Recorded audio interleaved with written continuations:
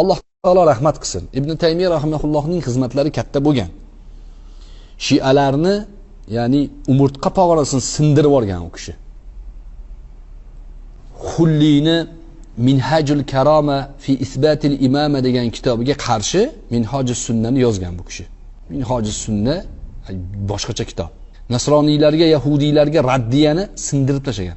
Uyi bo'lmagan Ibn Taymiyani. Oilasi bo'lmagan, farzand bola chaqa qilmagan. Ilm orqasidan.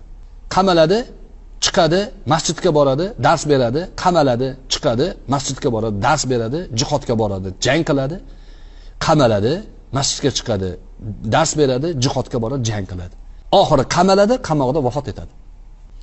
Shu hayot manhalasida Ibn Kasirga o'xshagan zotni tarbiyalab yetishtirgan. Ibn Kasir Ibn Taymiyning shogirdi. Ibn Qayyim shogirdi, Zodul Ma'atning muallifi. Imom Zahabiy, Shamsiddin az-Zahabiy rahimahullohni ustozi. Bular ummatni voz kechilmaydigan ulamolar. Shularni ustozi Ibn Taymiy. Hadis bo'yicha ya'ni zirva odamlar, cho'qqi insonlar. Ustozi 4 tamikin 6 ta ayol muhaddis yetishtirgan. Mana shu hayotida.